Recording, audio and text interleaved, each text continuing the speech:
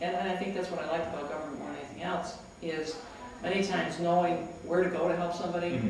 It's like when you get on a phone call sometimes and you're relayed 50 different times. Yeah, exactly. You know, before you find a real voice that you can talk to, a real human. Yeah. And that's what people seem to want to do, is just be able to pick up the phone, call you and say, hey, I've got this problem, where do I go to get some help with this? I've learned through the county legislature that you want to keep taxes in line. Certainly that's a huge issue, but I don't think you want to keep it down to a zero, which I tried very hard when I was in the county, at the expense of some programs that you might want to see out there. Most people, I think, understand that you have to have a nominal increase per year. But I think, too, what I tried to do in the county was put some people's feet to the fire and say, look, we need to keep these things down. How can we run this better? Right. Monopolizing. Well, you express, a concern about the growth of the town, and whether you have the right to farm bill, but beyond that, is there anything that can be done to control growth if that's where people want to move? Well, I think you have to be fair in administrating, for example, your building codes and your zoning principles. There is now, in effect, I think, a more liberal zoning program than we've had before. I live in an area, unfortunately, that was spot zoned. I live on a 38-acre farm. Across from me is a commercial zone that was there until one morning I woke up and somebody was digging a hole, and it was a field. I was like, whoa. And then next to me is a subdivision, which is about 5 feet off my lot line. So that kind of zoning makes it very difficult sometimes for people to enjoy their property, and that was a huge issue with me with the town over the years. I think they've come to a better understanding now of where some of these things should be, but we still have some areas down there that are commercial and then residential, and I think with the people that have been there quite a while, that's an issue with them. What could move in across the road from there? Sure. So you think maybe tightening up the zoning codes or revisiting them? You may have to revisit them. I think that it's not so much that there is a huge problem yet, but I can see them talking with some people that they're really getting concerned about where, for example, some subdivisions might be allowed, and a controlled growth. I mean, you can't just, I don't think you can just have one area that's going to be all residential and the other area is going to be entirely business. It really is.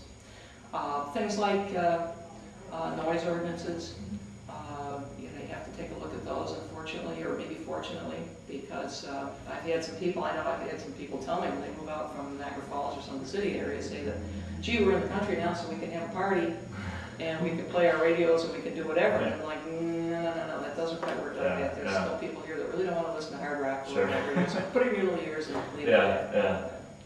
Now, what are your thoughts, again, at kind of a growth issue? HSBC is eyeing Cambria, or has said Cambria, and also the talk of dorms for NCCC, both the police station and Cambria. Right. Thoughts on those two projects? Well, as is evidenced, I think, by some of the things that's happened in Wilson over the years, you've got to have some areas where you can allow that type of growth. There's no doubt about it. Industrial park, if you want to call it that, or some sort of commercial development. But I think the important thing when you're going to do something like that is you put it in an area that is now pretty much a blank slate, so that when you go there, this is what you're going to get into. I'm not saying that someone, when you build an area of a flight pattern from an airport, you've got to know you're going to have some noise. But with the college, it's pretty much a commuter college, though, really. I haven't studied it. I don't have privy to a lot of the numbers now. But I would think I'd want to take a real hard look at that to see if that's really something that's going to benefit the college, because it has been a commuter college for quite some time. And I'm not so sure how many people are really looking at utilizing it. Dorms are nice. I mean, kids go away. Even when they're here in the county, gee, I'd love to live in a dorm. And the HSBC, on the other hand, I mean, that's a nice clean growth. It's a service industry. It seems to fit some of the pattern in the area that where it's being built. I know when I was a county legislator, we looked at Crawl Park, having some development for the Renaissance Fair, I still think that would have been a beautiful thing to bring in there 3-4 times a year, a really class operation. It would have brought revenue. Sure. Not in my backyard was the thought. Wilson had a couple of proposals, a lot of land bought up for either a horse racing track or a NASCAR of some sort.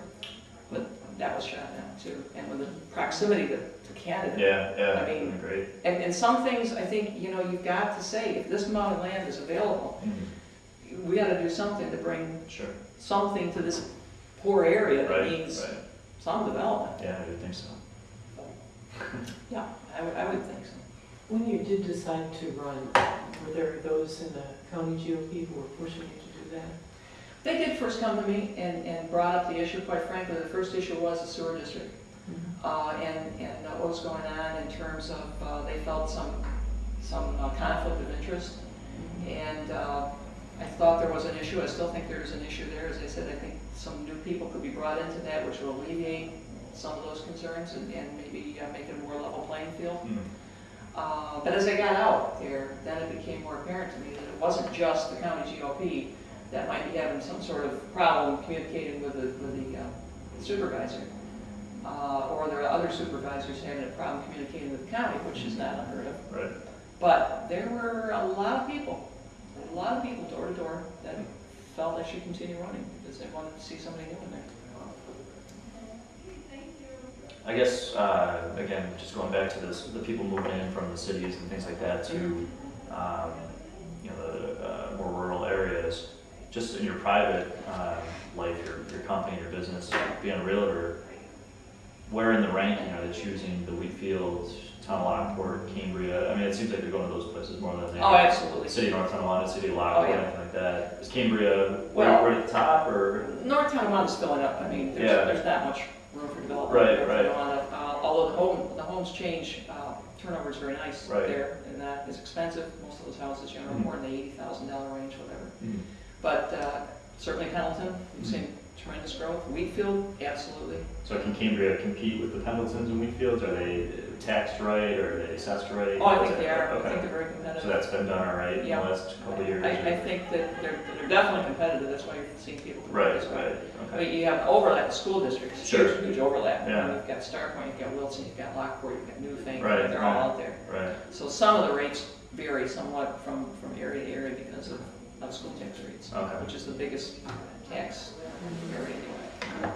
I was just curious if it's set up well enough to compete against, because I always hear Wheatfield is like, the best town in the area, and taxes are right in line, and they're assessed all right and stuff like that, and services are good.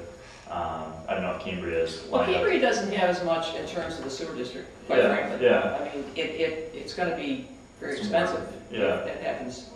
But again, I've heard some stories from people that just are amazed me. I know one lady on Shawnee Road, 425, told me that a little sewer district was established across the road from her to handle 7 houses because they did not pass PERC. So it's a private setup, and you can do that. But then it was turned over to the town without her being told. It was made not a private district anymore, but a public district. And so when she sells her house, she's going to have to tap into it. However, it's going to cost her $18,000 in order to do this because she's going to have to go under the road and bring it in and bring a grinder system up to her house because all of her plumbing is going to have to come through around the house to the front. She's already had an estimate on it, and she was told, quite frankly, by the town that, oh well, you pass that along in the price of the house. And she tells me there's no way she can pass $18,000 along the price of the house. So those are the things I think you have to be careful when you're looking at growth and you're looking at sewer districts that may have to be expanded. Shawnee is really growing at fast. And there's only so much that septic systems, to go around, after a while. If you've got a good perk, great. If you don't, then you've got to start getting into some very costly extensions. Boy. Well, yeah. Okay. Anything we missed? Anything else you want to throw out there? Oh gosh. No, I don't think so. I think that's pretty much it. I think it was myself. So. All right. Well, thanks for coming. All right.